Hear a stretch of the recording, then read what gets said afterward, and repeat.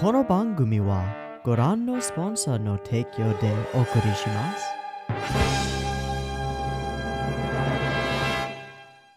Alrighty, welcome everyone, and fuck, I just recorded like 6 minutes of an intro and it wasn't recording because I'm an idiot.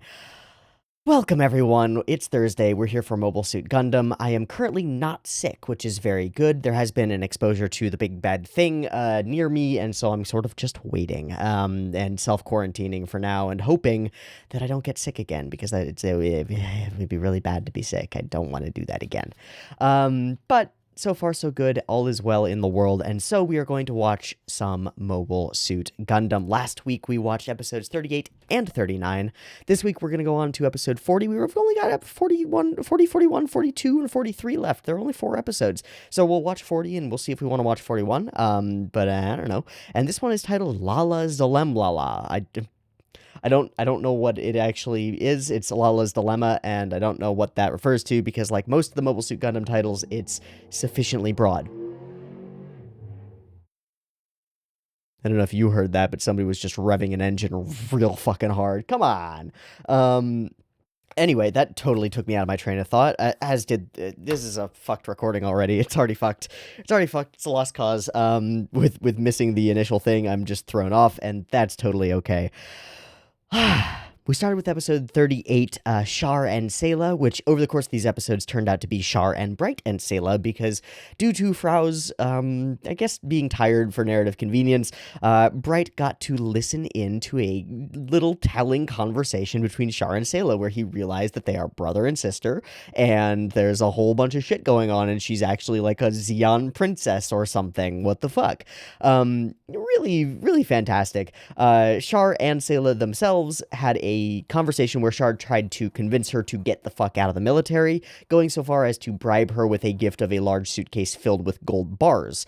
This did not work, because it did not work, and actually kind of backfired. She handed over the money to the crew and told Bright basically everything that we needed to know, that Bright needed to know about herself and her past and her relationship with Char and all of that jazz, and basically repeated that she's going to stay on White Base because she cares about these people, which is cool.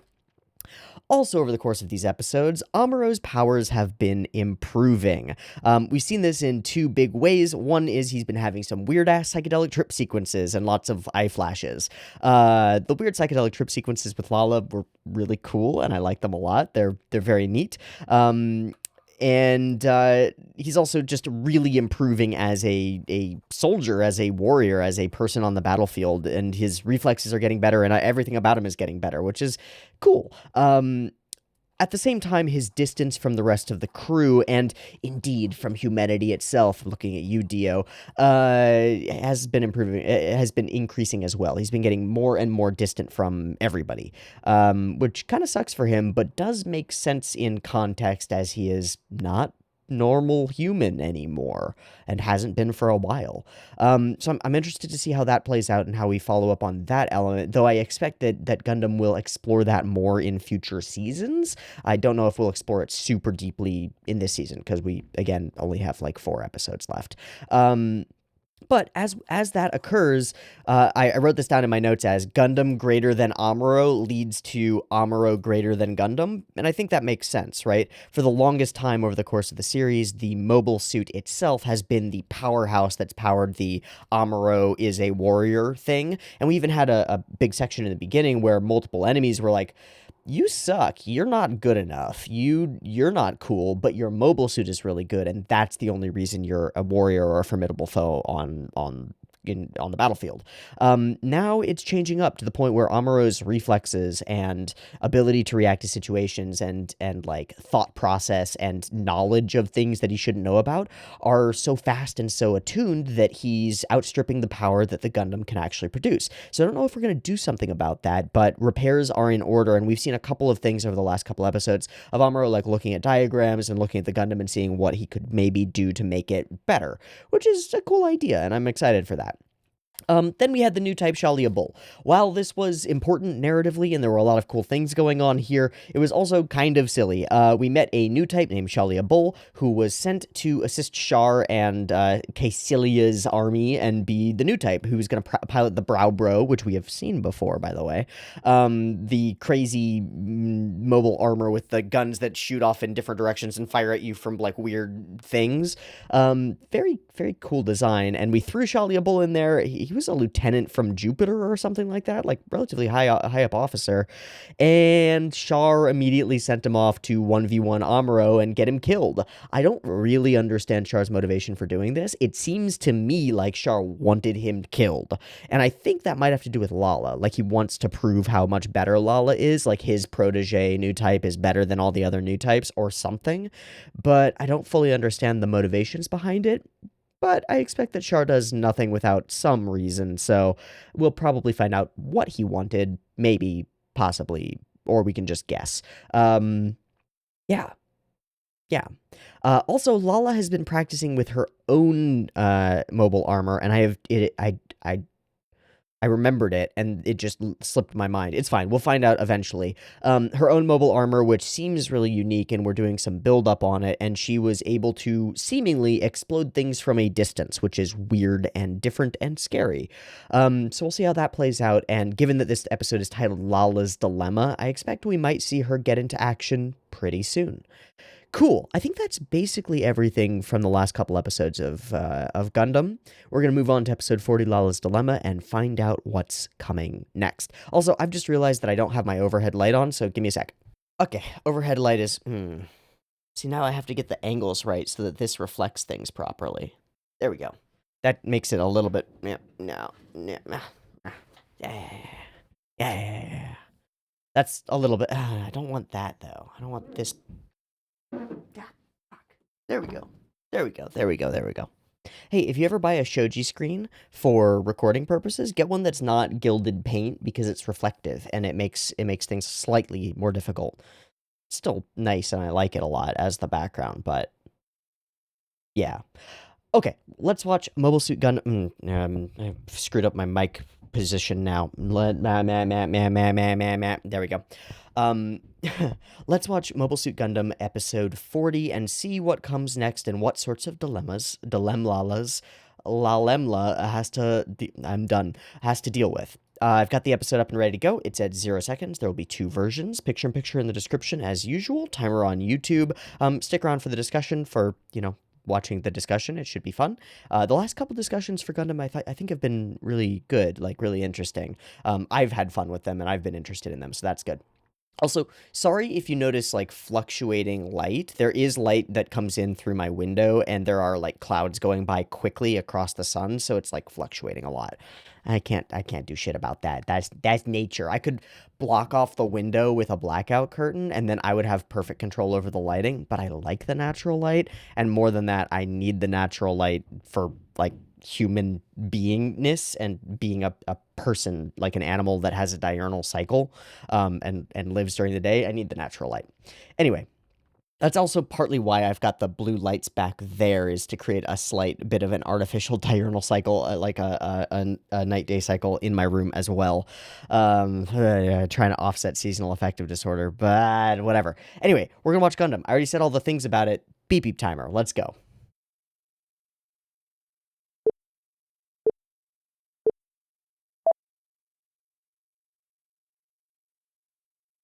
And I've already turned the volume up, so we're already at 115.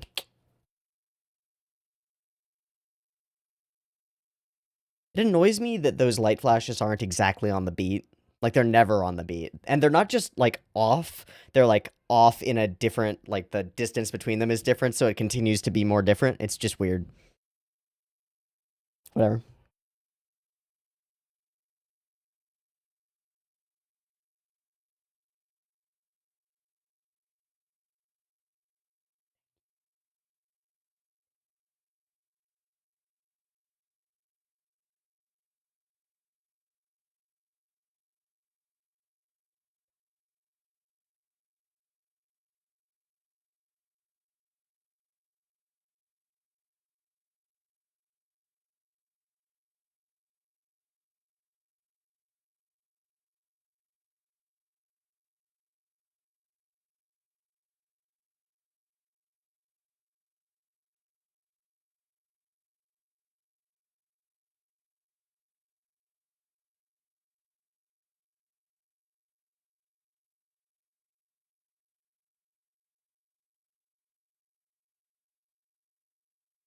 Also, I didn't mention it. I should have mentioned it earlier. Somebody's doing like a project here, and so there's like banging sounds. I don't think they'll come through the mic, but they might. All right, zap. Get zapped on. Right. Okay, so exactly what we talked about. Cool. It's too. Yep. Oh, right, the nerdy guy. Mm-hmm. Mm-hmm. Gundam Mark one more than the last one.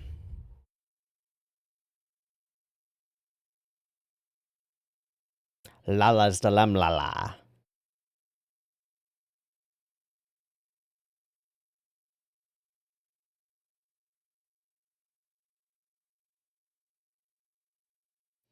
One of the two boys is played by Mirai's voice actress, which is quite interesting to me. Yeah, they haven't been great. Do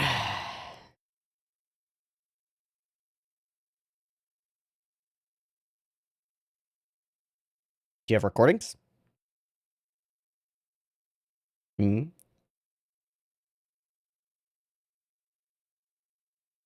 What?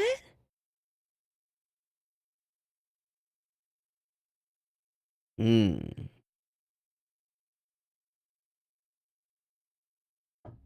I mean, I, I think that's the thing. I think I don't know.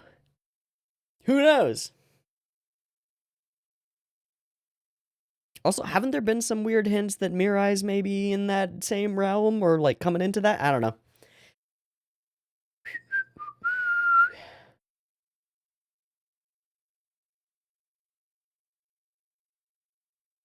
What?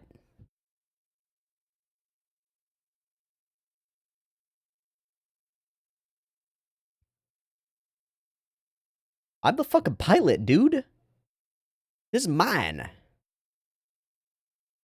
Okay. I I will. What are you doing? What is that? How is it 0G and full G in this room at the same time right now?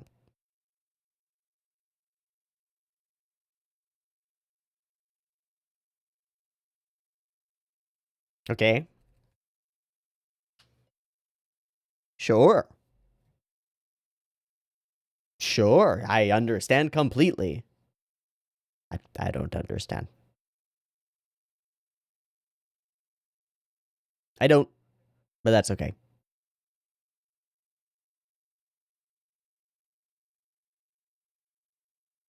Hi, my baby. Honto. Oh, no mask. What's up, Cassilia? So mean.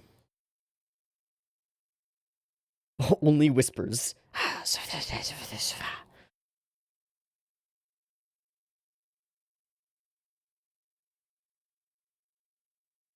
The what? Solar ray, but they're saying solar system. That doesn't mean a solar system. When they're saying solar ray, I expect that's a weapon, right? Okay, we're doing it again. Big fortress.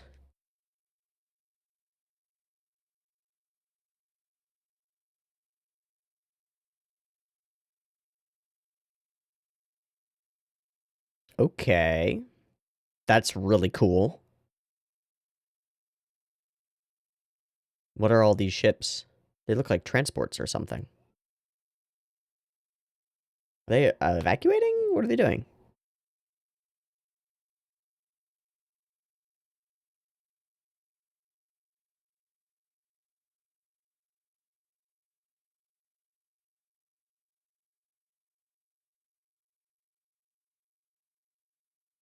Yikes. Forest resettlement? Like, what's going on? Mandatory evac. Wow.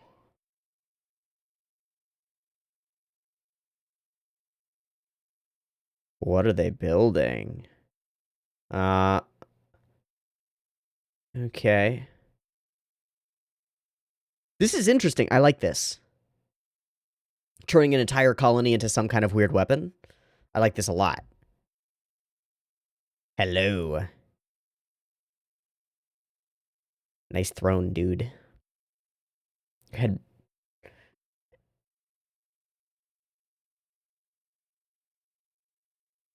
Head. Eh. You suck. Fuck.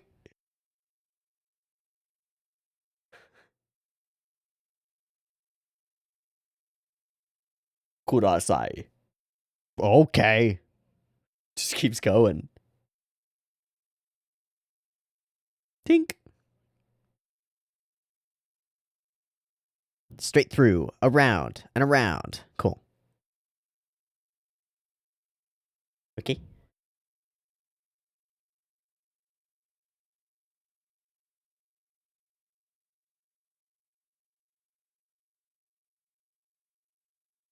Did he just not give a fuck?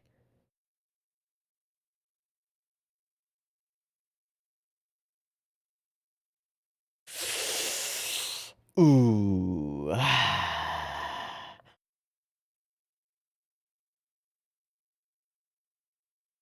The what?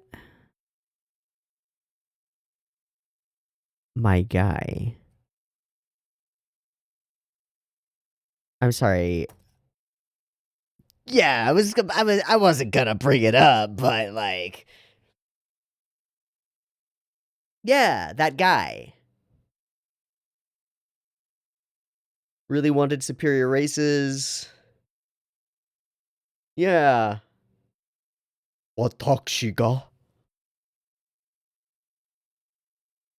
So he's saying he doesn't understand people.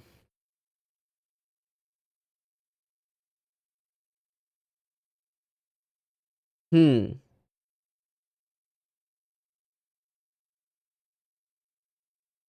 I mean,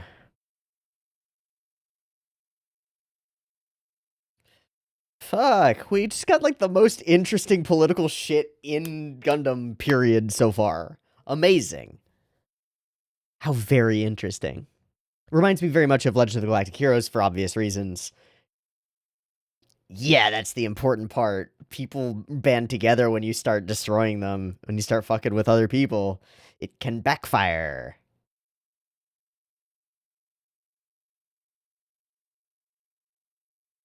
Oh, hi, Shar. Didn't see you there. Ah, the Elmeth. That's what it was. Okay. Don't give Lala special treatment. Send her into battle. Okay. Sure. Okay. I believe you will. Now, how will Lala fight and what will she do? What will the repercussions be? I don't know.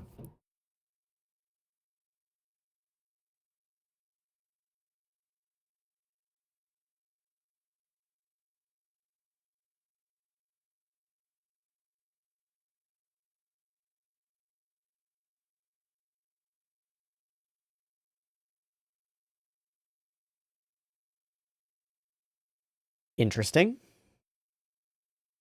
Blam, blam, blam, blam, blam, blam, blam, blam. Boom. Fuck. Wow, this is new. This is super different. In terms of the way we're playing out combat, everything.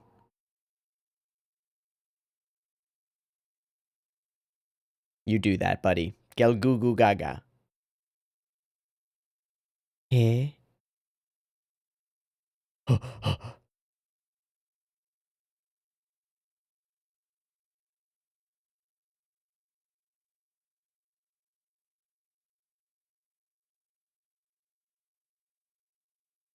That guy looks very uncomfortable in his spacesuit. Pew! Covering fire.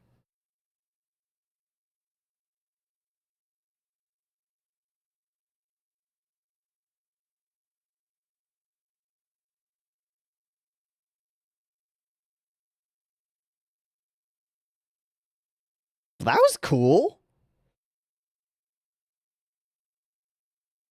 What did you get him with? Bits?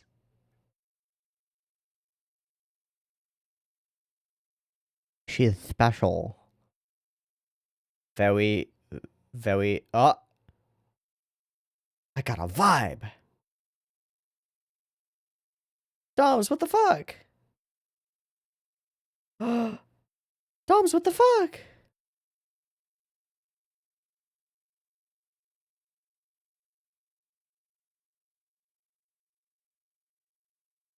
Nani? Is this a betrayal?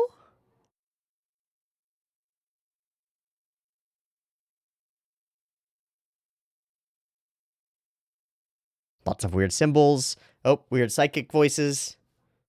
Oh. Other people, non people are non people new types are hearing her. She's able to like push her mind into. Okay, that's new.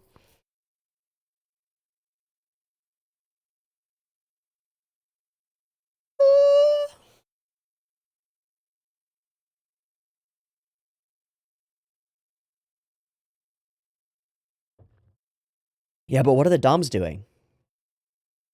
Do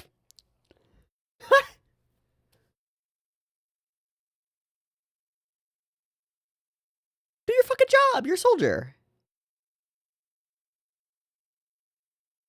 Talking to whom?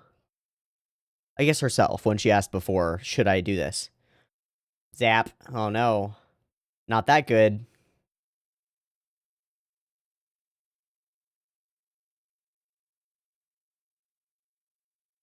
Thank you.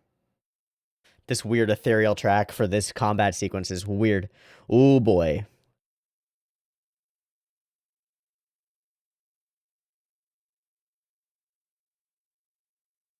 What?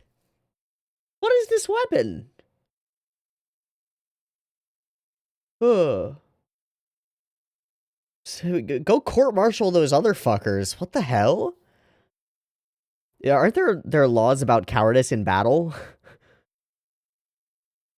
Right? Like, I think most militaries have something like that, and I think the Xeons certainly would. Like some kind of repercussion for not actively engaging in deadly combat. Okay, we're going after Abao Clow.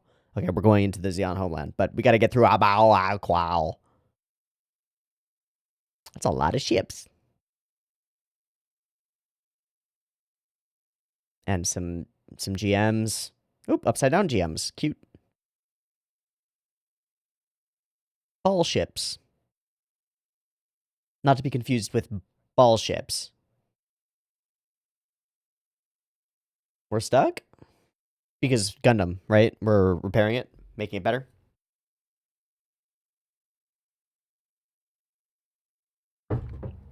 So that's the point, is to eliminate the friction. That makes sense. You can use magnetic bearings.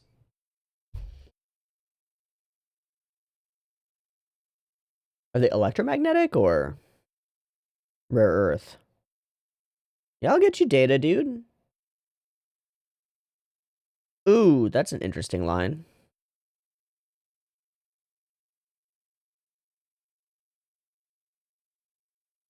No. Off model, off model, off model. That's fine. That guy looked like Lupin.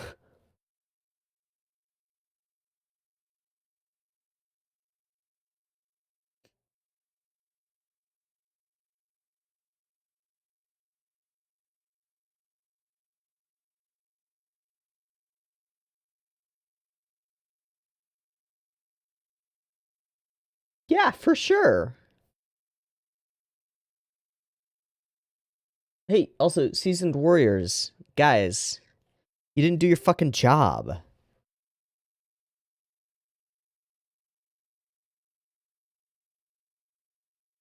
Should have done your fucking job.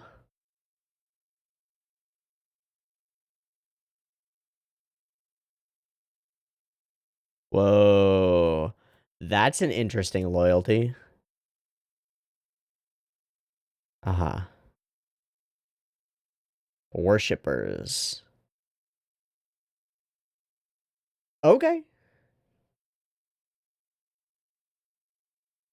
Okay.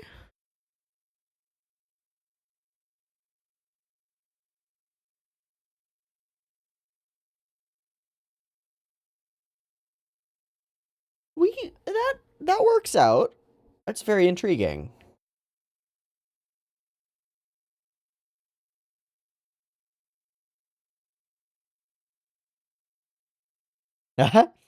Good line from Kai. Again, how is there gravity and also no gravity? Oh, whoa. We're fast now. What's up?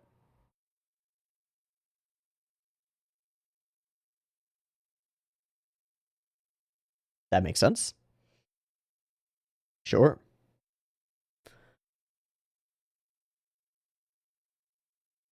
Thanks. Yeah, what does that mean, by the way? Nobody's ever told you that.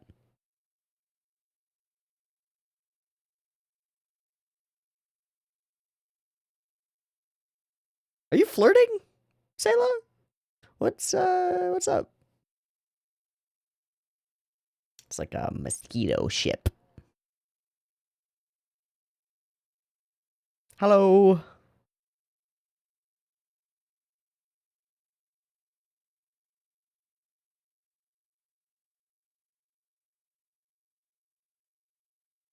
What?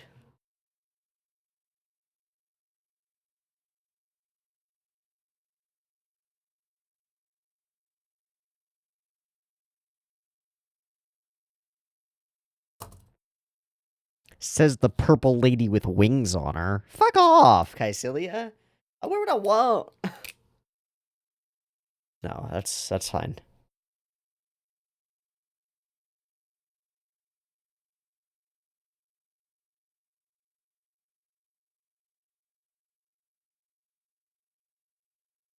Huh. Char's angling for a Newtype squad. It's what he went for immediately after getting recognition for Lala's success. He wants to be in charge of it in order to safeguard the Newtypes, which was the dream of the people who, I don't know.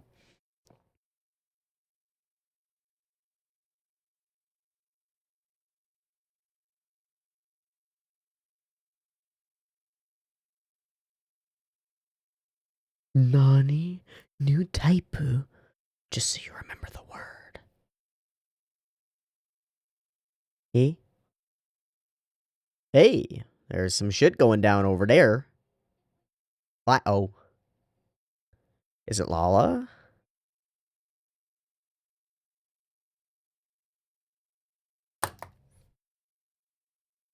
Oh boy. Zoom. I like that. I like that. Better than showing them from the inside.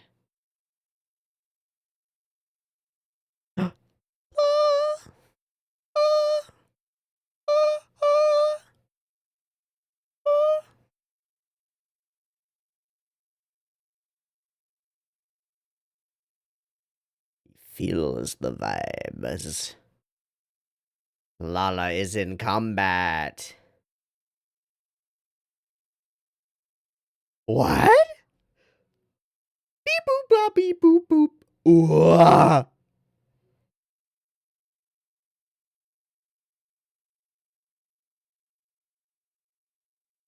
Oh fuck.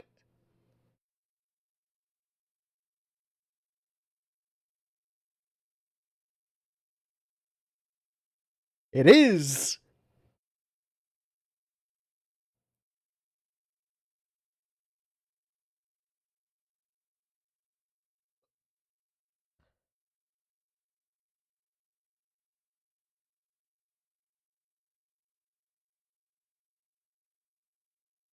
What the fuck?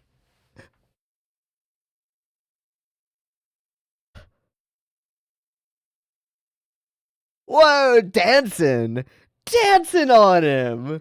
Let's fucking go, Amuro. What the fuck happened? Gee, that was some Dio shit. What the fuck? Mind brain. Oh, zooming.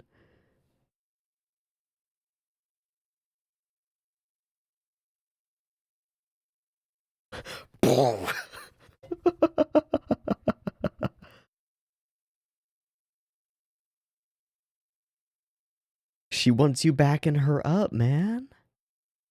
Oh, Amuro's affecting her. Yo, that was the sickest interlude. What the fuck? That's my new favorite thing that Gundam has ever done. Wow. Why would you say something like that? Why would you say something like that? That's not nice.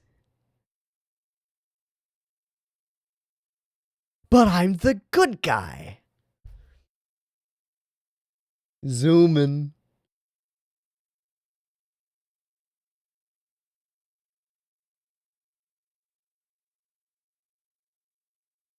That's my favorite thing in all of Gundam. Holy shit. What a groove, man. Why does Char get his own fucking theme song? That's so sick. All right, we're going to move into ending the episode, and I'm excited because I want to talk about all this shit in this one. Sure. Sure.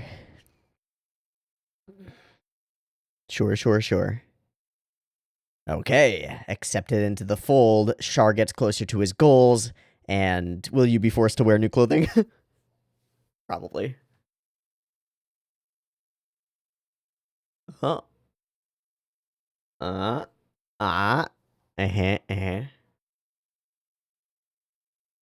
Well, matters are about to be complicated because that's exactly what's going on. Ooh, to the far side of the moon. Sick. That's gotta be Fiend, right?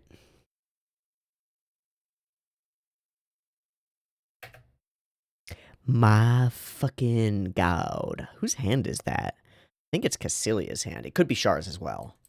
Both wear gloves, I think. Yeah, both wear white fucking long gloves, so it's hard to say. It don't matter.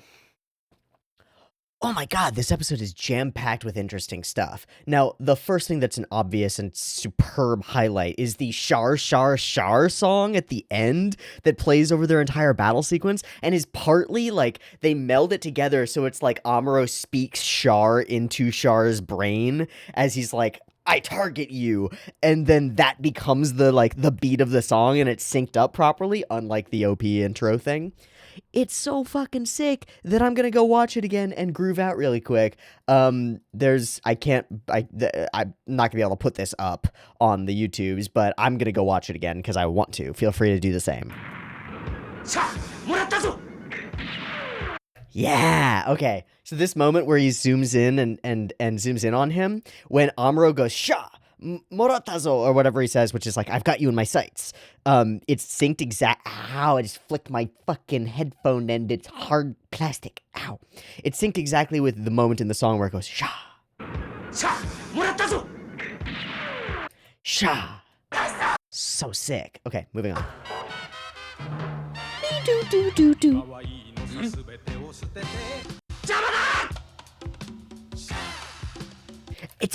It's like they built the animation around it as well. Check it.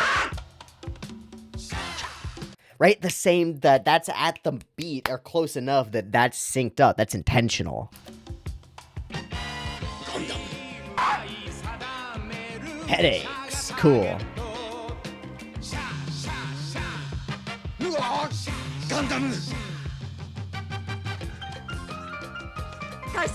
Yeah, this scene.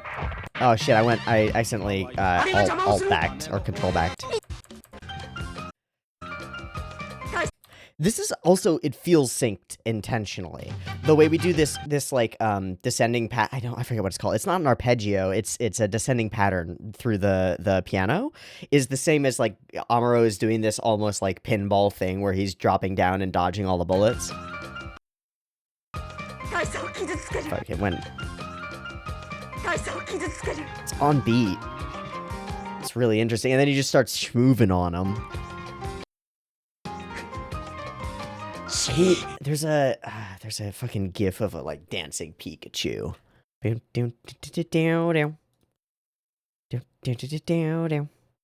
Shit, I don't know where it is. Fuck, man.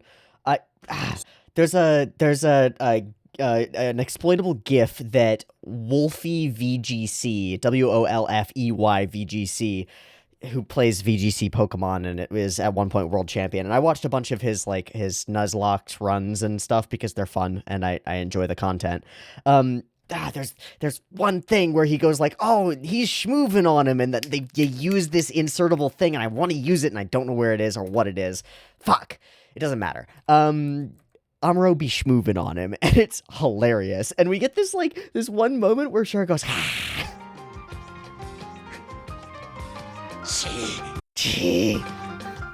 kicks using the mobile suit martial arts, using it all. This insert song is so groovy. It picks the pace of the episode right up and makes things really interesting. I really like it. The only thing that I have a problem with is that it's distracting from the actual combat, but I don't care because it's good enough that it doesn't matter. What a fucking cool bop. Sha, sha, sha. Sha, sha, sha. So fucking rad. I wish the entire show was like that and was having a little bit more fun with it. That could be really, really cool and really interesting. Regardless, it is a cool combat sequence and an extraordinary insert song. Certainly, like, my favorite thing that Gundam has done, period. Because it was really fun. Totally doesn't fit some of the elements of the show, but that's okay. It just changed the elements of the show to be completely different, and I like it a lot. Woo! So we combine the most fun shit that Gundam has done, full stop, in my opinion, easily. Nothing is as cool and fun as that.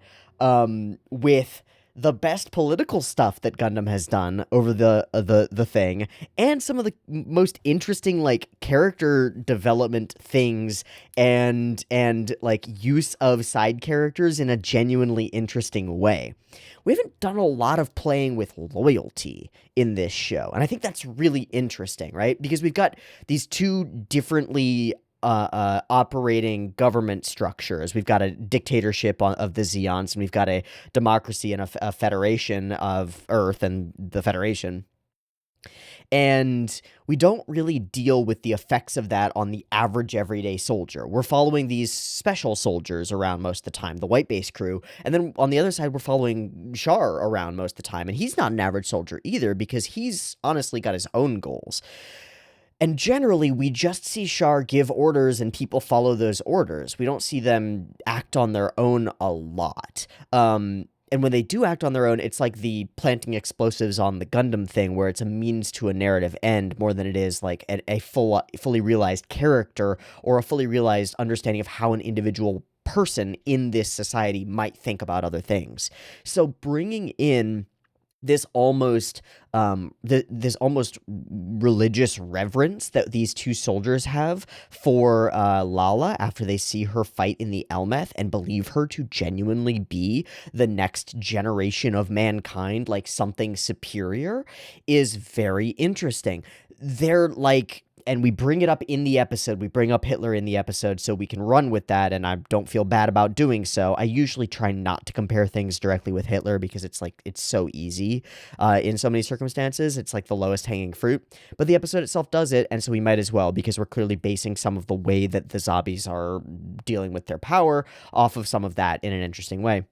What we have are essentially Aryans, effectively, right, in the equivalent, who believe in the rhetoric of Aryans being superior, which is crazy, to the point where they will throw themselves like into being loyal to her because of that. Now, in this particular circumstance, they let her go on her own, and it's a dumb, weird move, but the reason is that they are testing their savior, right? They're like, okay, we'll let you have this, and we'll see. If we don't have to risk our lives and you're capable of winning the war for us, glory unto you. That would be fucking dope. I don't want to die. If you can protect me and win this battle on your own, that's sick. That's great. Super interesting. Then, what else is interesting is we get more political stuff on the side talking between Gihren and Degin. They have a lot of opposition with each other. Clearly, Degin sees Gihren as useful but a threat, and is not super happy with the way that he's building the diplomatic and like imperial stance of the zombies. And Degin says something interesting, which is, I don't know if I believe it, because we found out last episode that he fucking skeezed his way into being the head of the zombies, being the head of the Zeons, because like that wasn't what the guy said to him, for sure. There's no way. So Is what he's saying true? Because he says offhand something like, I established this just to quickly unite the Xeon people, like all the peoples here. That was the point of creating this power structure. Now it's getting a little bit out of hand as you run it into a hardcore military dictatorship dedicated and hell-bent on improving humanity or something like that, and evolving past humanity or something like that. Very interesting stuff that, as you can tell by my weird paraphrasing, I need to go back through and look at again because it's interesting. It's politics. It's happening. It hasn't been happening. It's just been they're the bad guys, we're the good guys, we're fighting.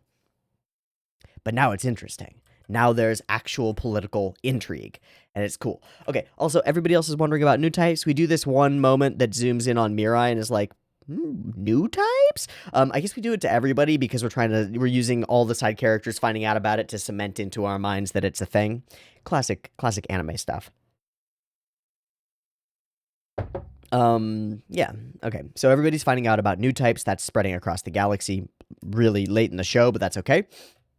And the red suits are here. We are here to fix your boat. Also, still curious how there is both full gravity and no gravity. I guess they're wearing boots. Maybe they're mag boots or some bullshit. I don't fucking know. And initially we distrust this guy, but eventually we grow to trust him as a scientist to work on our machine with us, which is really cool. This whole scene is the classic anime explaining science, anime science stuff, where it's like, they're gonna coat stuff in magnets. He's like, I know what that means, but will it work? And it's like, yeah, sure. We can make whatever work we want to work because it's an anime. It just has to make enough sense to make a little bit of sense. Hard cut from the Gundam to Kycelia. God, she is, what a weird character design. Very sharp. Hawkish, mean, especially after she takes this sip of tea. She's got very major, like, headmistress vibes. She sucks. Cool outfit, though. Still, I do think her outfit's cool, even though I made fun of it at some point. And then we established some stuff here about some stuff and things. I like how this feels. It feels like parts are moving. It feels like things are in motion. It feels like everybody's gearing up for something. And that's how I think it should feel when we're gearing up for, like, final battle territory, right? Like a shonen equivalent to this would be cut over to the bad guy, like being more powerful, or like in Avatar: The Last Airbender, cut over to the Fire Lord, like standing up from his throne and getting things together and getting his firebenders ready and shit like that, right? This is the same idea. It's building up narrative stakes and tension as we bring these things together. What we've been doing for 40 episodes of Gundam is the Gundam travels to a place, something attacks them. They fight the thing that attacks them. The thing that attacks them is a new robot. We fight it, we win, we lose, we continue on, we move on, we're gone, right? Instead, what we have is a thing is happening. Soon the Gundam will be fighting it, right? How different that is. It's extraordinarily different, right? To an extent, we've been doing this a little bit in bits and pieces as we demonstrate, oh, there's a new mecha coming, right? Ooh, the big Zam exists, and we show it, and we're like, ooh, what's that? What is it going to do? What's that thing? That'll be the thing that we fight. But there, you can do more with it, and you can focus more on it, and it works, and I like it a lot. It's cool in this circumstance, and the massive scale of this transport operation, and the look of it as all these ships, these transports are being flung out into space by this, and as we show that we are necessarily splitting up families and holding guns to their head and forcing their evacuation and destroying everybody in this location to build this thing, this solar system, solar array, is really cool. I like it a lot. I also think that the animation and the parts and the bits and pieces all look cool. They're all things that we haven't seen before, and it makes it feel like it's another empire. I like it a lot. Okay. And then we have this conversation, which I'm going to go through line by line, effectively. Like, as text comes up, I'm going to talk it through. But Girin trying to evacuate 1 million citizens only demonstrates your incompetence as a soldier. Degen's fucking an asshole. He's an asshole. I'm super surprised by this, because the way that Degen is written to say this is like, it only demonstrates your incompetence as a soldier, is like, I'm so powerful you can't say shit to me, son. And then Girin comes back. Fucking how dare you, Dad? Okay. And it's hard to read Dagon's face. I'm not sure if he's offended by it or what. I also want to look up Giren's voice actor again. I think I did before, but I've forgotten. And he is deep and he's what talk she like so deep in there. Give me a sec. What am I typing in? I'm typing in Mobile Suit Gundam. Banjo Ginga is a character that I don't recognize from Ginga Densetsu, as is everybody. He's Netero! He's Isaac Netero in Hunter x Hunter. How very interesting. He's also Daniel Darby. That's cool. Anything else stand out? On a pretty quick skim, that's all that stands out. I really like his voice. I think he works really well for Giren. I think it's interesting. And I can't support your militaristic, and Giren just cuts him off. The, like, interpersonal writing and the way that they speak to each other is really fucking interesting. Giren's just pushing ahead regardless of Dagon being like, I'm not interested in all your shit. And he's just going for it anyway. He stops. I don't want to hear your plans after he interrupts him. And he just continues on. The plans. Go. Here's the thing, here's the place, here's the thing, we're going to do this, it's going to be efficient, I'm going to do it this way because it'll be hyper efficient, we'll use a colony, we'll save Zeon while also save time and money. And what will you do after winning at such a cost? So, Dagon is actually thinking about the future and thinking about the people and the nation and the way that things work together, right? And I don't know if it's because he's written to be this way, as like a basic umbrella sort of facade of being a character who actually is an interesting leader who's capable politically. Doesn't mean that he's a good leader, but it means he's capable politically. Or what? I just don't know, because the writing style of Gundam as far as political leadership has been almost non-existent. So this is intriguing. And he asks him a pointed question, what are you going to do after achieving victory at such cost? And Giren continues to ignore him and does not answer. He instead says, I'd be honored if you'd sign your consent, which is like a combo of, it's like backhanded reverence, like backhanded loyalty. I'd be honored if you'd sign your consent is like, essentially, he's saying, I need you to sign this, even though I'm already doing it, because it has to go through the proper channels, and I'm giving lip service to the idea that you're still in charge, when the truth is, right now, I'm in charge. And he seems to be right. And Dagon says, you've already started. Why would you ask me now? Well, because you can't refuse me, mostly. And his answer is fascinating. Without sovereign Dagon, there is no principality of Zeon. It's obviously fallacious, right? It's an obviously false statement. The Principality of Zeon could exist without Dagon. Just at the moment, he is the political power in the Principality, and so his will on this piece of paper is necessary. That's very interesting.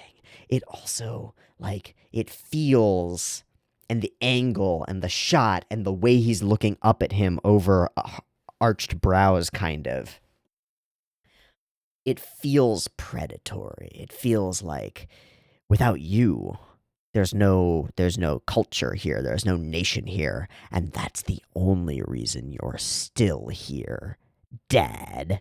What the fuck? If somebody looked at me like this and I was in a position of power, I'd be like, guards, kill him. Kill him. He's going to try to kill me, so kill him first, please. And then the guards will pull their weapons on me because he's already bribed the guards, right? Like, you're like, oh, shit, I did a Caesar. Whoops. Fuck. Ah. What a cool line. I'm gonna take a moment to just think about this line. Without sovereign Dagon, there is no principality. That's so interesting. So interesting. And what are you planning? He asks again. We've reduced the human population on that one thing, right, on the solar array. We'll maintain it at this level leaving only the superior races. Sprinkle in the totalitarianism and the genetic superiority stuff. And immediately this is like, wow, my guy. You're wearing red and black and gold with wings, and you're talking Nazi stuff. Sounds a little Nazi to me. Sounds like you're interested in getting rid of the non-superior races and you don't care what happens to them. It's a pretty short leap from there to only the superior races shall remain. Cleanse the galaxy of all unsuperior, unevolved filth. Yikes. Some determined exterminator shit. Interesting. Very interesting, Giran. Suddenly politics. And then he backs it up and justifies it. It's the only way humanity can hope to achieve everlasting peace. This is super interesting, I think, because it is, to an extent, one of the justifications used for racists. Racists or cultural superiority warmongers or religious superiority warmongers will claim that the only way to achieve some kind of everlasting peace is if everybody is the same, because being different causes conflict. So having people who are different colors from different places with different cultures and different ideals and different theologies means we're going to be at war with them forever. So we should just go to war with them, kill them all, and then we'll take over, and everybody will be peaceful because we'll all be on the same side and agree with each other. Right? Now, in this situation, it's that new types have emerged, right?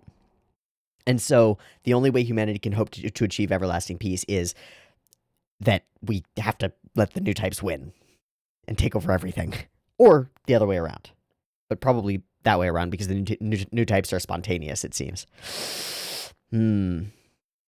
Again, very X-Men in a lot of ways, I think, because the core struggle of X-Men to a large extent, and at least Magneto's vision and his whole idea is, we're mutants, we are objectively superior to normal humans in multifarious ways. They're going to kill us if we don't kill them first. We should rule, and then everybody would be happy. In various ways, and the character has been explored by different authors and different artists because that's how comic books work. But like the same idea is present here. There's a group of people that is objectively to some extent superior, but in an interesting way where maybe it's not perfectly superior. Like they've got some downsides maybe. And to achieve everlasting peace, we should look toward homogeneity, is I think what he's saying. And it's very, very interesting that he does that.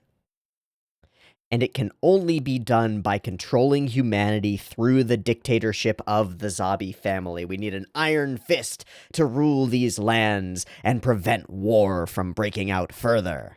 Doesn't that sound good, though? Like, you know, a strong, charismatic leader who gets things done and prevents continued conflict by using surgical preemptive strikes and yeah, that sounds great. How very interesting. And of course, Degin turns to him and reveals that he is a little bit of a student of history and goes, "Are you familiar with the guy who tried that before? Or the many people who've tried similar things before in the past, who've gone for homogeneity, dictatorship, and seizing of power on the grounds of utilizing hatred and utilizing disgust in particular is a big one, and promising a better future and a better era through their control. You familiar with him? Because things went weird for him." And Giran is taken aback by this. He's like, "What? That guy? Why would that matter?" So he signs it over. He was a dictator. A man who failed to figure out the rest of the world. I love this from Degin. again, we've already implied that he's a bit of a student of history and he's cared about the great men theory, like people in the past, right? But the way he says, a man who failed to figure out the rest of the world, implies that Degin Zabi has looked over what Hitler was trying to do and seen the merits of it, perhaps, but also seen the flaws in it, and thinks that Giran is going down the same path. He's not going to stop him, and he says this as he signs the paper. He's going to let him do it. But he thinks he knows what's wrong with it. How very interesting, right? You seem to be following in Hitler's footsteps. True? Am I? And he says, I established the principality as a means to quickly unite the Xi'an people. Maybe true, maybe not. We don't know. We just don't know. It was to make Xi'an's ideals a reality. I think he means the Xi'an, dad of Shar, right?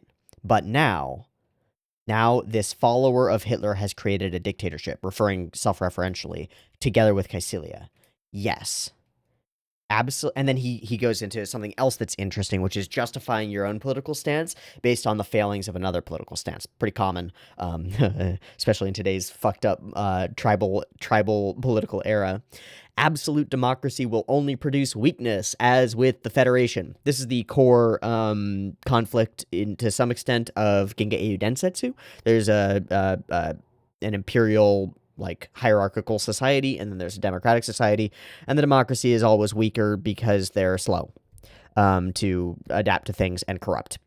Whereas the empire, once a powerful dictator is in place, is capable of doing tons of things and does. Pretty interesting.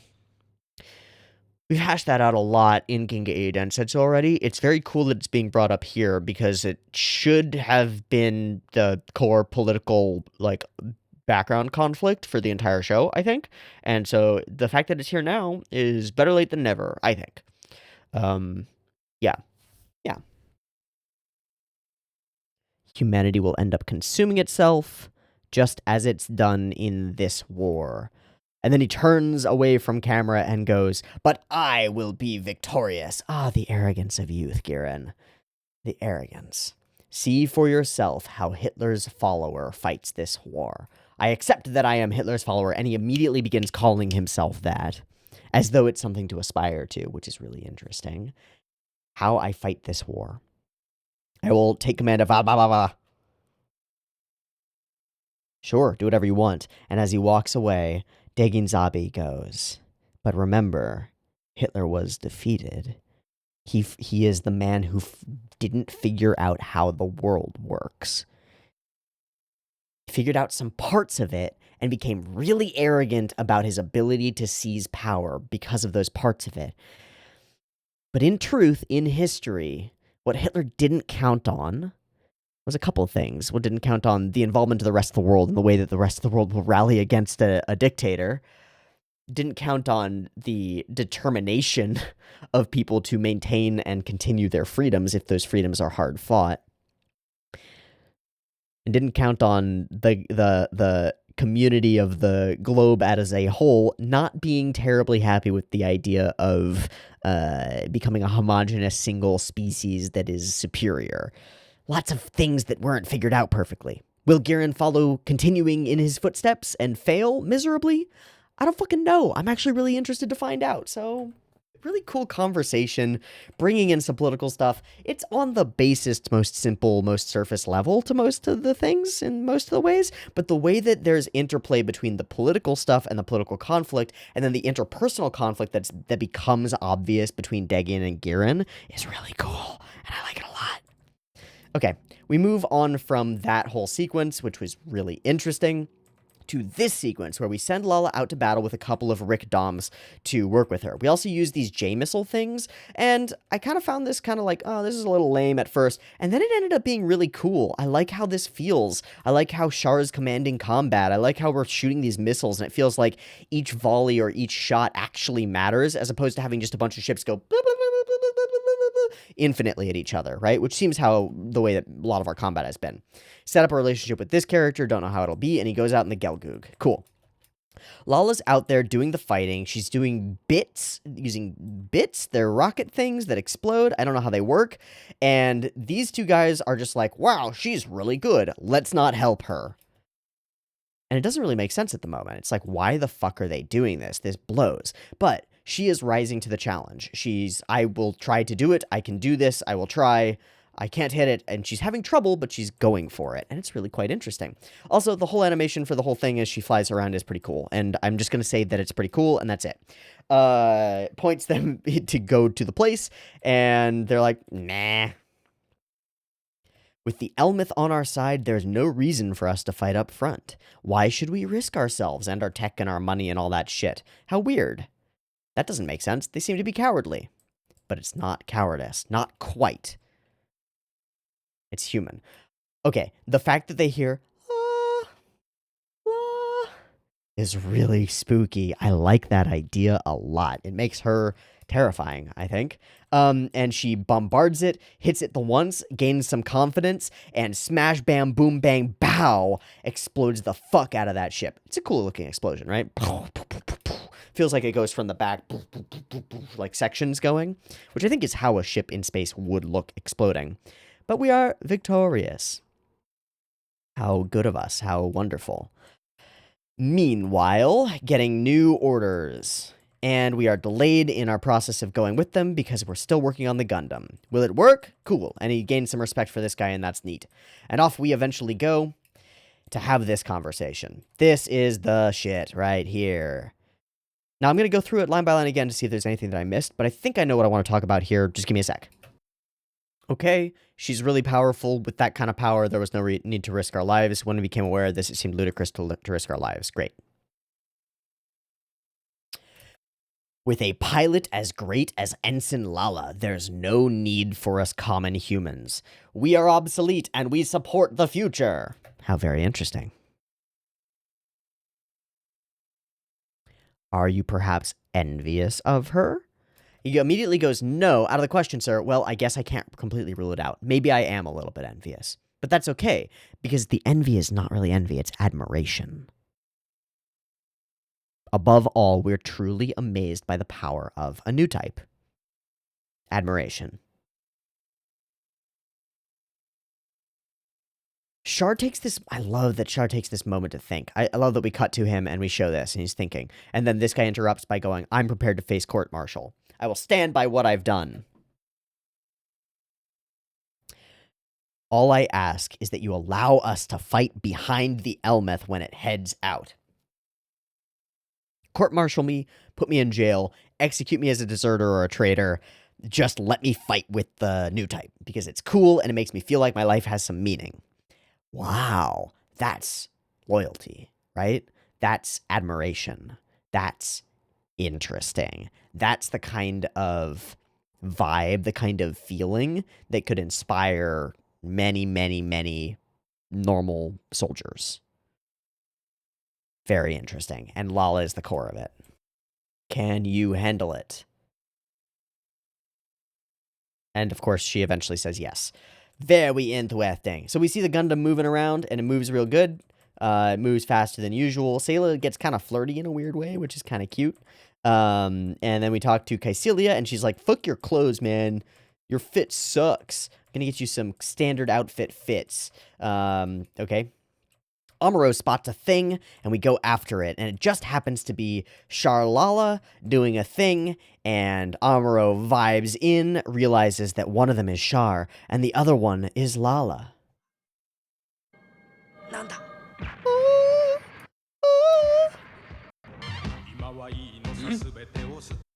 And we get into the grooviest fucking thing in the world that I can't really put on YouTube because it's too groovy. Literally too groovy for YouTube. Okay, I gotta say it again. I already said it because it was the first thing that we went through. It's my favorite thing that Gundam has ever done. Fucking jazzy groove bop over Gundam fights is something that I could watch infinitely. All of them would be made better by jazzy groove bop of songs about the characters. I would like a song about Ramba Ral. I would like a song about Hamon. I would like a song about the same song about Char is totally fine. I'd like another song about Lala, like using like sampling as like a thing and using that as the melody for the beat or whatever. Fucking sick. I wish there was more insert songs. Both of the times we've had, or all of the times we've had insert songs, it's made Gundam better. They should do it more. They should just do it a lot more. Fuck. Man, this is a cool episode. I like this episode a lot. It's got some cool political background stuff. It's got a great fight scene. 2 great fight scenes, honestly.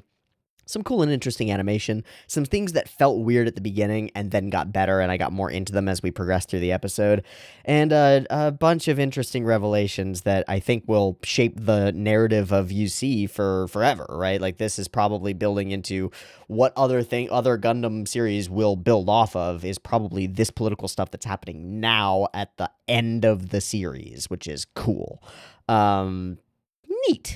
Neat. There's a lot to do with a lot of this stuff, and I'm excited to find out where we go with it.